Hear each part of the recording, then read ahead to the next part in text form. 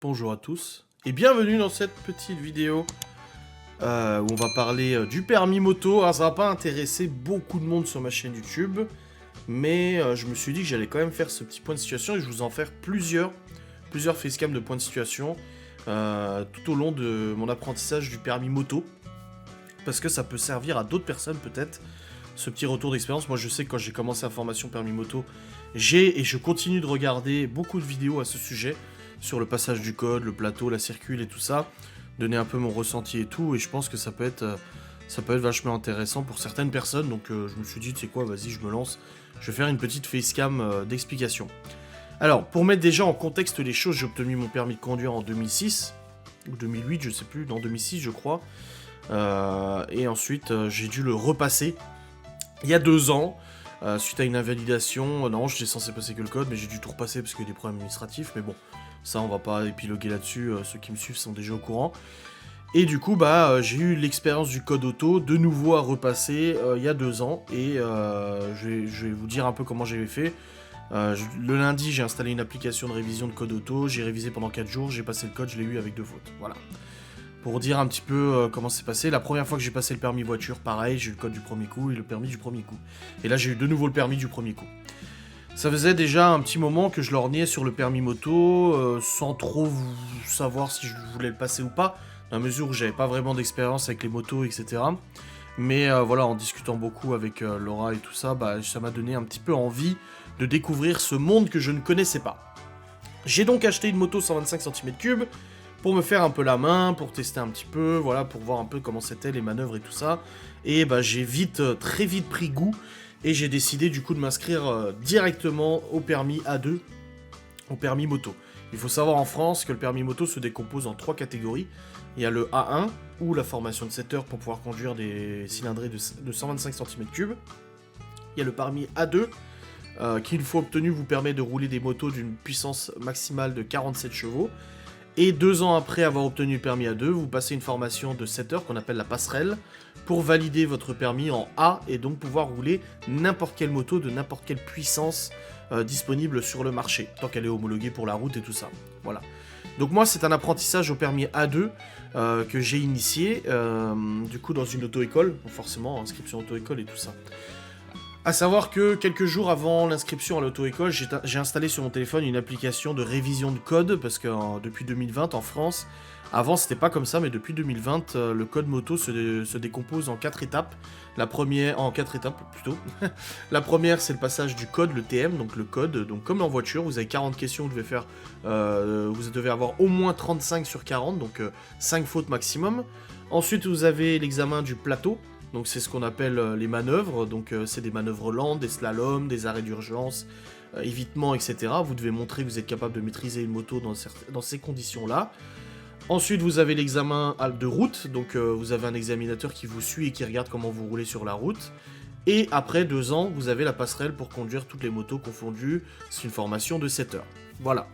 C'est comme ça que se décompose. À l'époque, c'était pas comme ça. Moi, quand j'ai eu des amis qui ont passé le permis moto il y a quelques années, il n'y avait pas de code moto, vous n'aviez pas de théorie moto, mais par contre, vous aviez des fiches à apprendre à la maison.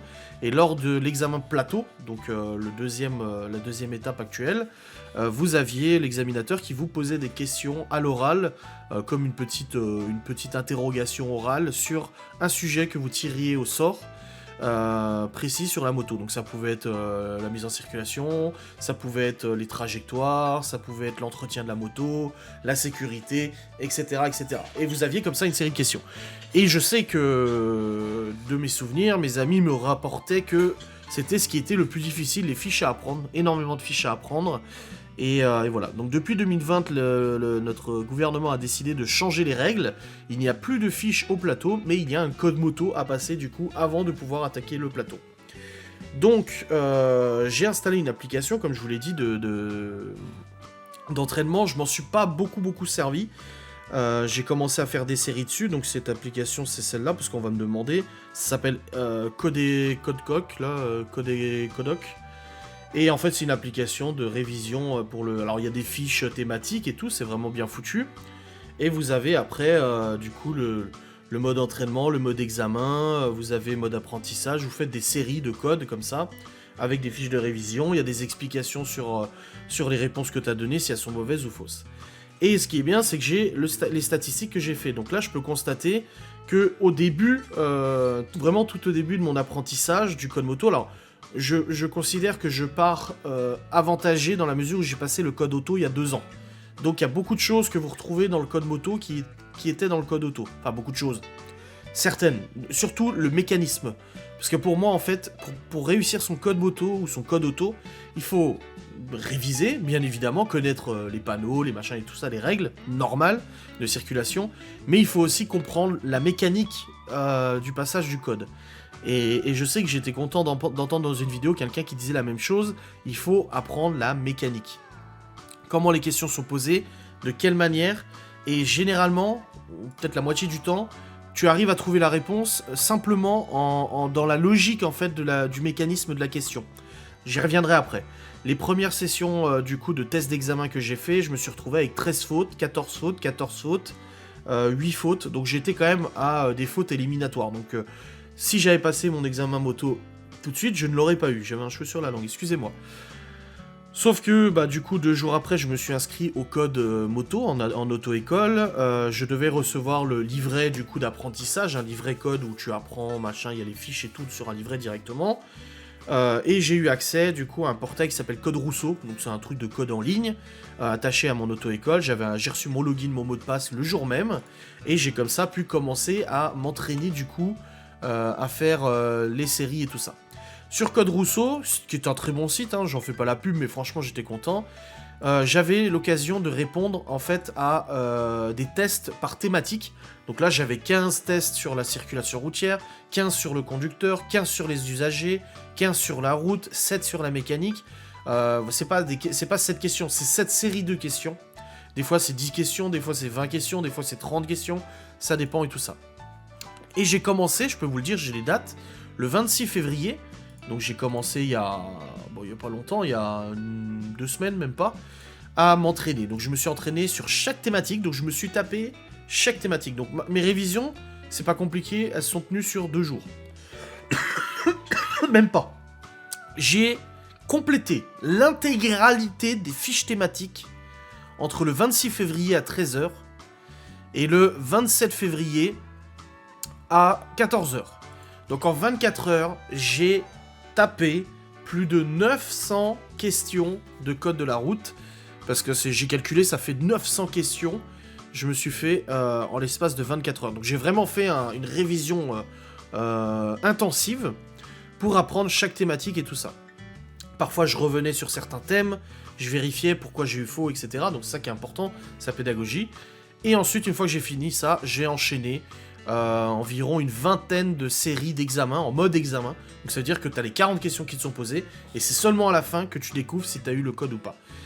Et en faisant cette révision pendant 24 heures intensives, peut-être que j'ai des facilités à apprendre, je sais pas, j'ai réussi à commencer les séries d'examens avec 3 fautes, 4 fautes, 1 faute, 6 fautes là, voilà. Le 27 février, j'ai eu 6 fautes, 3 fautes, 3 fautes, 4 fautes, 0 faute, 2 fautes, 5 fautes, 4 fautes, 3 fautes, 0 faute, 5, 3, 5, 5, 5, 5, voilà. J'ai fait ces séries, il y en a d'autres aussi qui sont là, je crois qu'il y en a une qui est là aussi où j'ai fait 2 fautes, 3 fautes, voilà, parce que j'en faisais un petit peu entre deux et tout. Et je me suis dit, ok, jusqu'au 9 mars, j'ai continué de faire des séries de révision. Je me suis dit, bon bah voilà, je tape généralement moins de 5 fautes, je pense que je suis prêt à le passer. L'auto-école m'avait même pas encore envoyé, parce que du coup, j'attendais que mon numéro 9, donc le numéro de permis, soit validé par la préfecture, pour m'inscrire au passage du code. Et j'ai pu, du coup, mercredi, passer mon inscription auprès de la poste. Donc moi, j'ai passé à la poste. Quand j'ai repassé mon permis en candidat libre il y a 2 ans, pour le code, en tout cas, je me suis pas fait chier, j'ai passé à la poste, et c'est très bien passé. Donc là, j'ai repris la poste aussi. Je sais qu'il y a d'autres trucs comme objectif permis, ou je sais plus quoi, objectif code, ou je sais pas quoi. Moi, je l'ai passé à la poste, parce que je trouve que l'accueil était bien, tout était bien. Et je me suis inscrit pour le passer hier, du coup, le jeudi 9 mars, à 10h15. Donc, j'ai informé mon auto-école, je lui ai dit, c'est bon, je peux m'inscrire, je m'inscris au code. Il m'a dit, est-ce que t'es sûr de toi, tu veux pas réviser davantage, t'as pas eu encore le livret? Et je lui ai dit, non, c'est bon, je dis, je vois au niveau, parce que mon auto-école a aussi accès à ça. Non, mon auto-école peut voir ma progression et tout ça pour juger, elle, si je suis apte, selon eux, à passer le code ou pas. Et il m'a dit, t'as l'air sûr de toi, il me dit, bah vas-y, fonce, lance-toi et tout. Donc je me suis inscrit, et j'ai passé hier le code. Je vous dis tout de suite, j'ai eu le code avec 0 faute, assez étonnant, je pensais pas. Je vais vous décrire un peu comment s'est passé le code et tout. Donc, je suis arrivé à 10h à la poste, j'ai été accueilli par une très gentille dame, qui était responsable de ça, et elle m'a expliqué, elle m'a amené dans la pièce de passage d'examen, et m'a expliqué comment se passait. Donc le téléphone, il est mis sous clé, normal, pour pas tricher. La triche est passible de 5 ans d'inéligibilité à n'importe quel type d'examen en France, donc faut pas déconner, n'essayez pas de tricher. Avoir le code, c'est faisable. Elle m'a expliqué comment marcher la tablette, donc ça se passe sur une tablette avec un casque qui est fourni, et ça se passe comme les sessions d'entraînement. Vous avez les questions qui vous sont posées, il y a 20 secondes à attendre, et vous faites vos réponses, etc. Donc moi, personnellement, les 10 premières questions, j'ai eu un peu peur. Je suis tombé sur des questions que je n'avais pas eues, du coup, en entraînement. J'étais étonné, je me suis dit, bah merde, ce type de questions-là, en tout cas tournées de cette manière-là, je ne les ai pas eues. Alors ça ressemble beaucoup aux entraînements, mais je ne l'ai pas eu. Donc moi je considérais, en fait, quand j'avais un doute sur une question, je considérais qu'elle était fausse. Comme ça au moins, je peux calculer à peu près le nombre de fautes que j'ai fait. Et j'étais arrivé jusqu'à la 10e question avec 4 fautes, tu vois. Je me suis dit, merde, ça fait un peu beaucoup, j'ai encore 30 questions à me taper, j'ai le droit plus qu'à une seule erreur, quoi. Et finalement, les 30 questions suivantes se sont très bien passées, j'ai pas eu beaucoup de doutes, vraiment pas. Et voilà. Donc j'ai fini ma session, on me demande si j'ai été content du service La Poste, etc. Donc j'ai payé 30 balles hein, pour l'info. Et j'étais prêt, si je le ratais, à me réinscrire pour l'après-midi même, parce qu'ils avaient encore de la place. La dame est venue, elle m'a dit, ah, ça s'est passé comment? Je dis, bah, je pense que ça va, mais on verra, on sait jamais. Tu sais, on peut surestimer ou pas, je sais pas. Et vous avez, elle m'explique au niveau des résultats qu'on peut les recevoir sous une demi-heure à peu près, et qu'en week-end, jour férié, ça peut prendre jusqu'à 48 heures. Donc ça, c'est un peu chiant. Donc j'étais content. Je me suis dit, on a un jour plein de semaines, il n'y a pas de férié et tout, c'est bon. Donc je suis parti de là, je suis allé en bagnole, je suis parti ailleurs et tout ça, et je surveillais du coup mes mails, parce que vous recevez un mail avec votre résultat.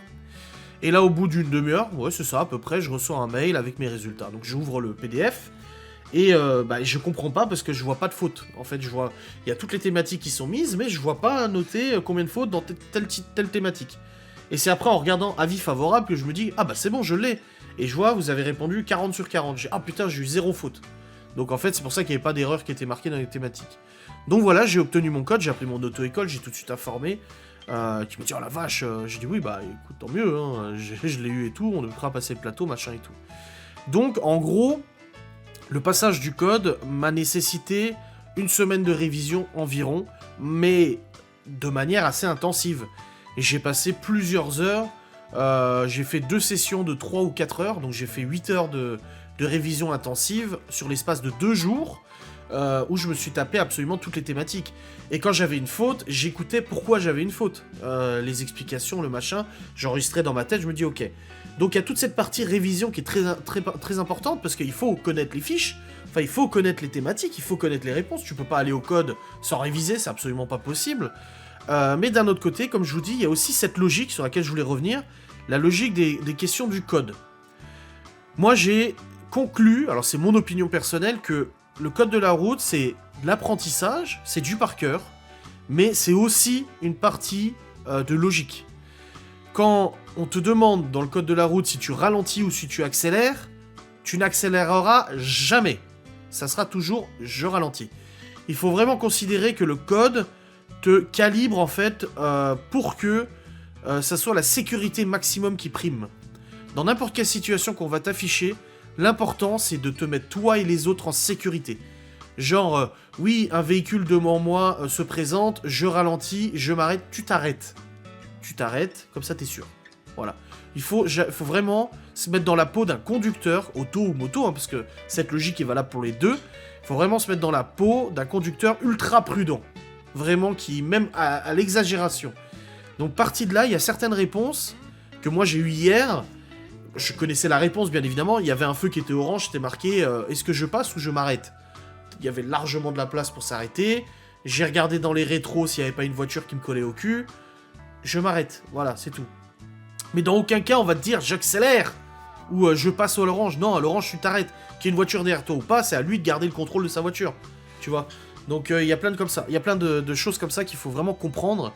Pareil, quand ils te demandent au niveau des risques, la sécurité, des blessures, etc., c'est toujours grave. Il faut considérer que c'est toujours grave. On te dit, oui, voilà, le port d'un casque de catégorie machin, alors pour le moto, te protège la tête et la mâchoire. Oui, oui, parce que tu vois sur la photo que c'est un casque qui s'ouvre vers le haut, mais la mâchoire, elle peut se fermer. Et c'est marqué, le casque te protège toujours de lésions graves. Et là, tu te dis, bah oui, j'ai mon casque, ça protège tout. Non, non. Non, le casque ne protège pas toujours de lésions graves. Et en tant que motard, il faut être conscient que tu peux tomber, te faire très mal, même si t'as un casque. Et ça, faut faire super attention. Il y a plusieurs questions comme ça où il dit, oui, c'est toujours... Non, non, c'est pas toujours. Ou alors, cette personne est équipée d'un cuir complet avec airbag dans le dos, machin et tout ça. Cette personne sera protégée de toutes les blessures. Non, il sera pas protégé de toutes les blessures. Ça lui offre une protection supplémentaire, certes, mais ça le protège pas de tout. Donc voilà, c'est vraiment de la logique de question, qu'une fois que t'as compris cette logique, t'as compris le truc, quoi. Tu vois, là, je vois des questions qui passent. L'indice immédiat le plus important, c'est, là, tu dois observer. Et tu dois observer le truc, l'événement qui pourrait te faire tomber la moto, qui pourrait te faire avoir un accident.